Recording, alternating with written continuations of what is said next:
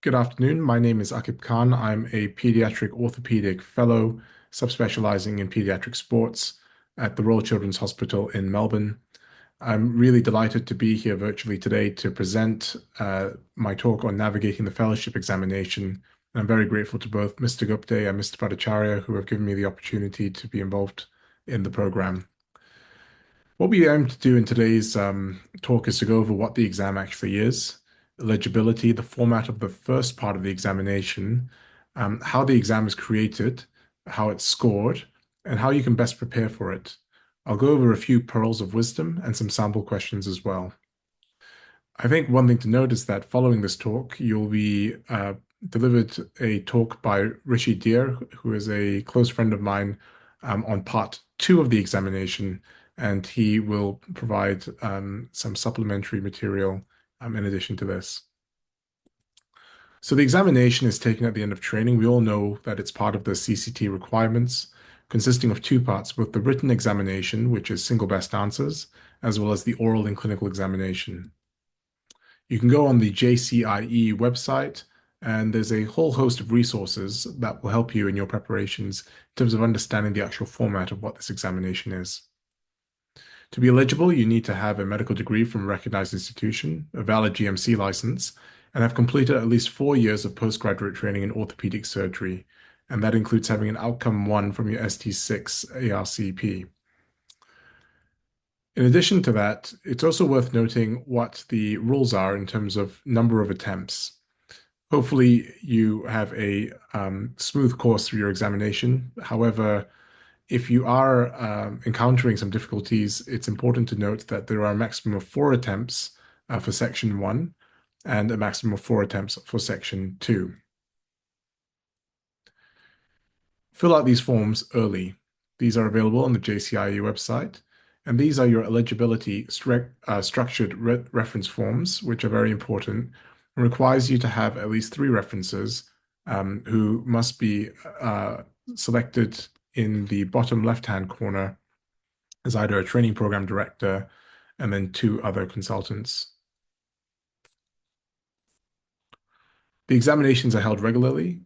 In general, there are about 3 sittings of the first part in a 1.5-year cycle.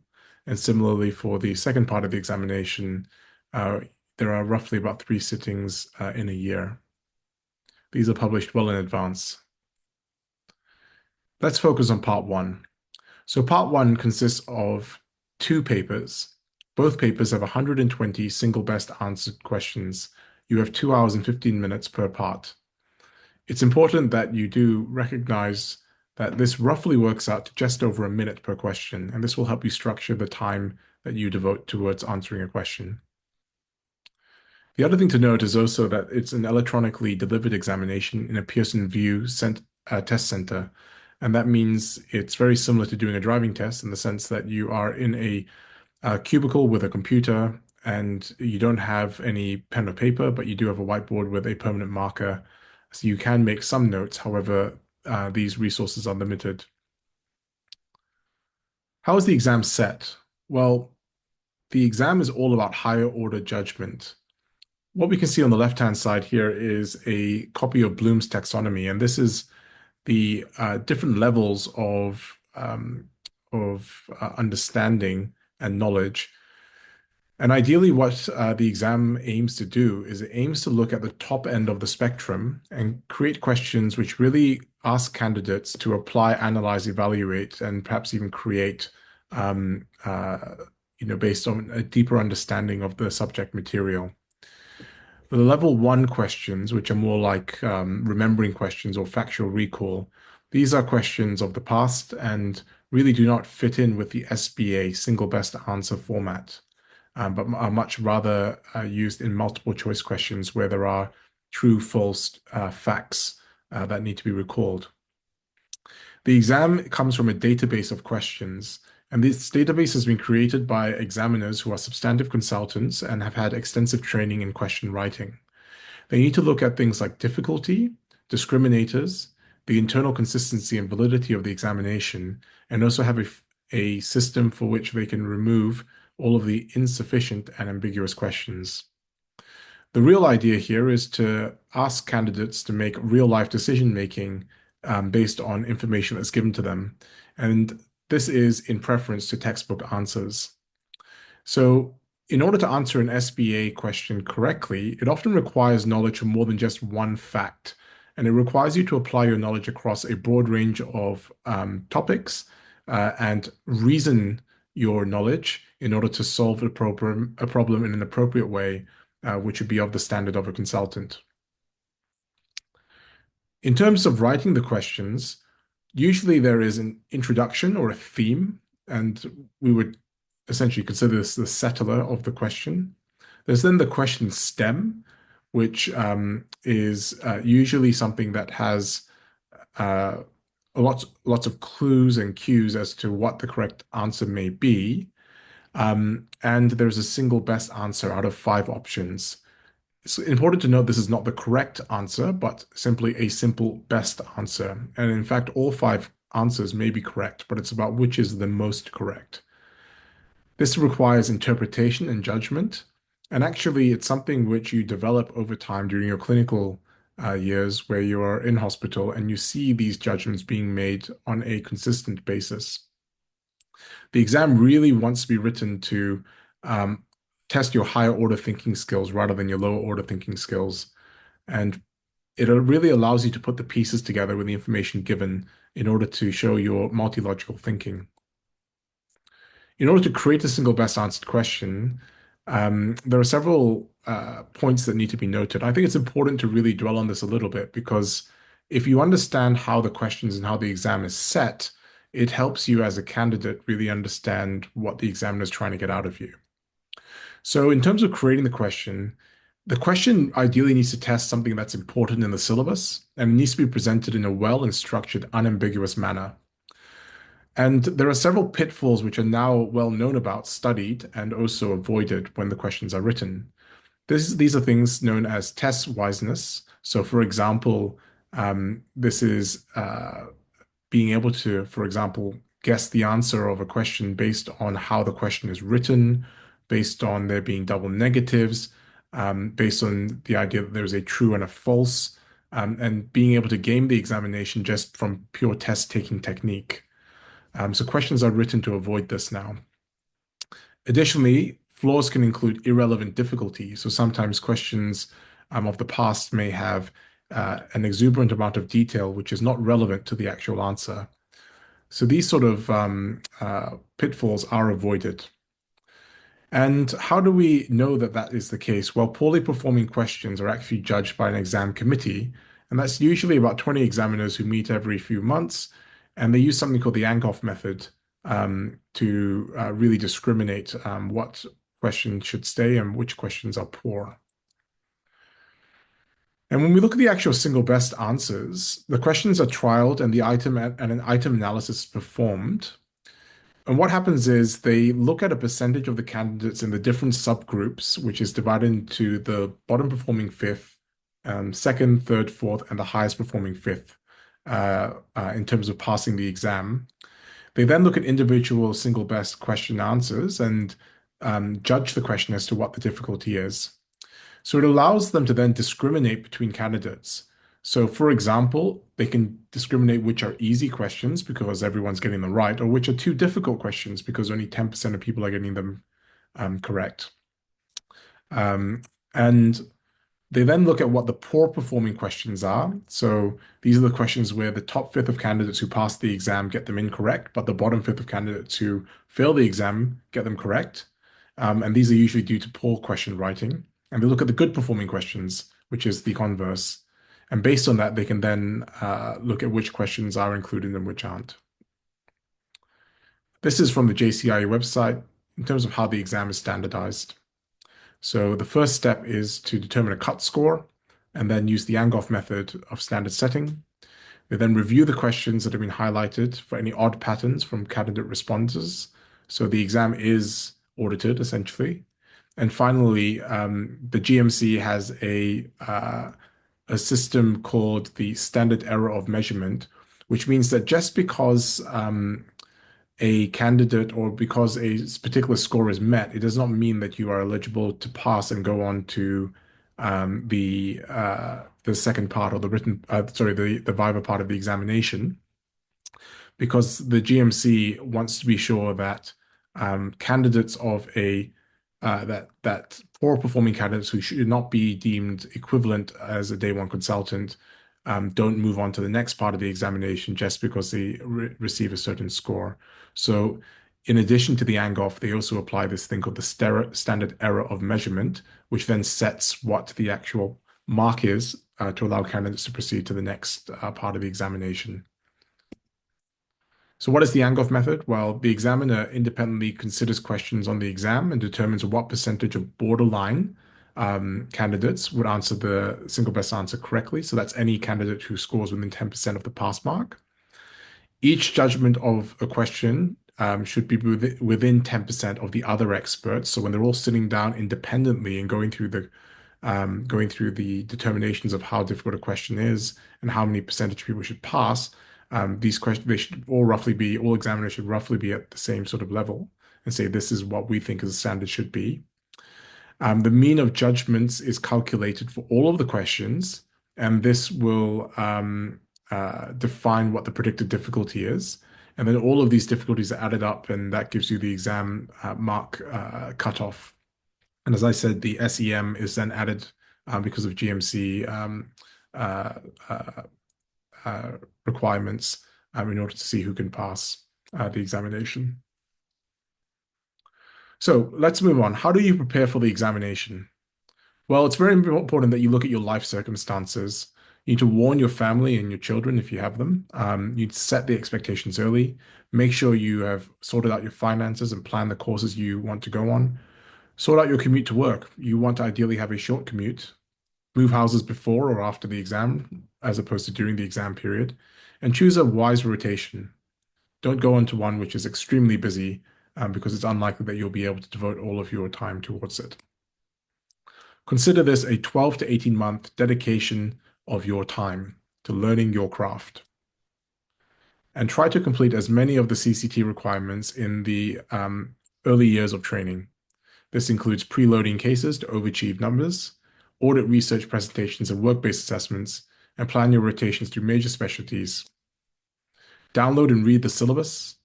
And there are plenty of resources. These are just a few, and you can take a photo of this slide to really understand that there are so many resources out there, and it's very easy to get lost. These are the resources that I use for my examination. I use reference books and MCQ books for part one, but at the same time, I was also going on courses, including Viva courses prior to part one. In terms of structuring your time, in my opinion, it's worthwhile just getting through the exam as quickly as you can and studying for both parts as if they are the same examination, because they are. And that means that the earliest opportunity to do the exam and pass it is within a 6-month period. Discuss your TBD early. Make sure that you've planned your hospital, where you're going to be. Make sure that you're close to the hospital you're going to be at. Pre-warn your bosses, buy the resources, prepare all your references, and then dedicate 12 months towards it. Create your plan so you have a clear idea of where you're going and what you need to cover. And that includes for your part 2 exam as well. Create a little memory palace of all the different things that you need in order to remember and get through the content. So this was my living room during the exam as I was studying. And then approach both parts of the exam as the same. That's a little pearl. I think that that's very important. Build your base. So I used a base textbook. I used Miller as my base textbook, but some people use Ortho bullets. And there's this plan called the 150-day Royal Plan, which is worth looking at. Or use standard textbooks, which is what I found to be more useful for my own learning. And I particularly like the Oswestry Orthopedic Basic Science book, supplemented by Ramachandran for basic sciences, and then Miller for the clinical subjects.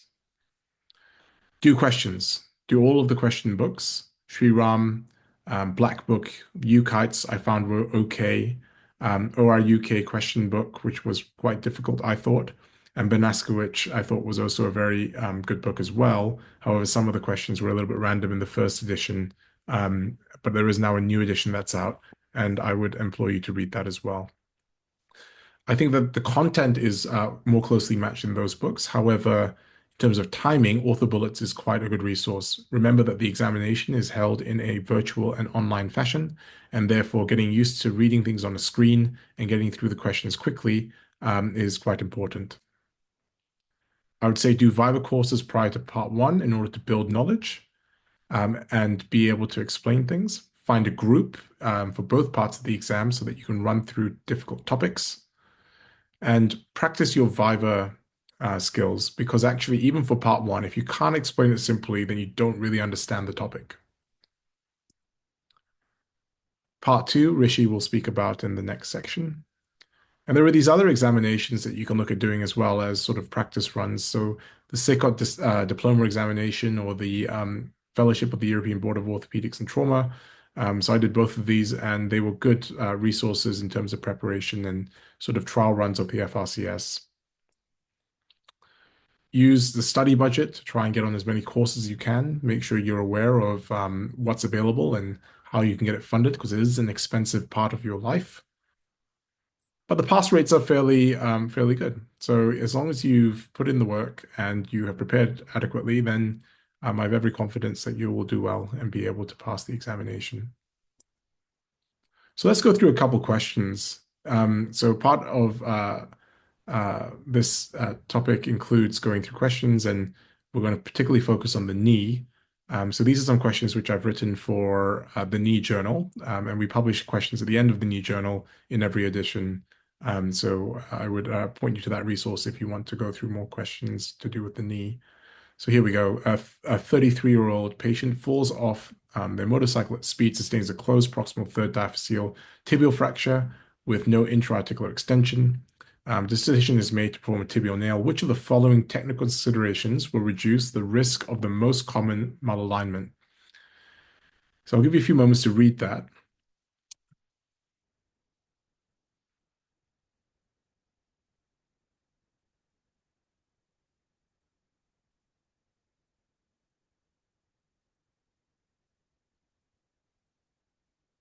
Okay, before revealing the answer, I just want to point out a few things about the way this question was written.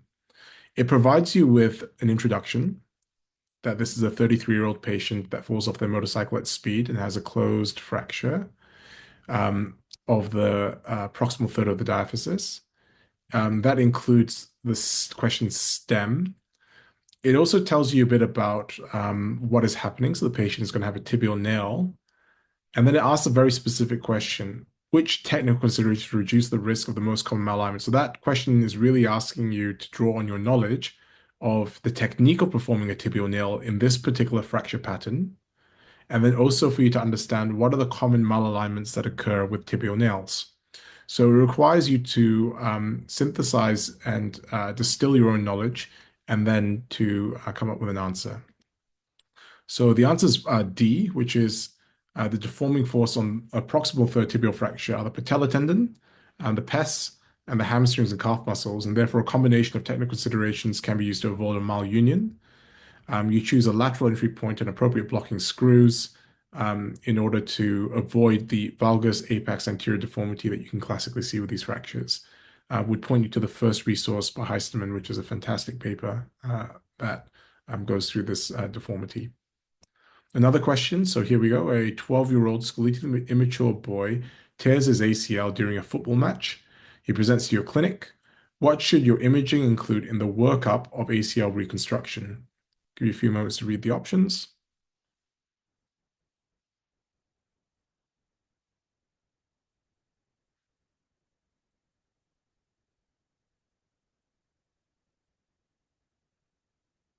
Okay, 5, 4, 3, 2, 1.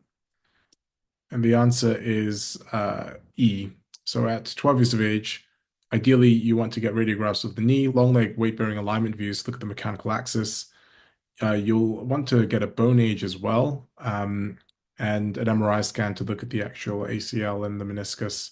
And I'd point you towards the Basque Viscos guidelines, which has been written and published by, in fact, a couple of the speakers here today We're on the committee, and it's a fantastic guideline to read. To conclude, I would say enjoy the process of learning the theory behind your craft. Find your tribe and make it fun. Don't underestimate the work, and plan well in advance and optimize your learning environment. Thank you very much for having me, and I wish you all the best of luck in your examinations.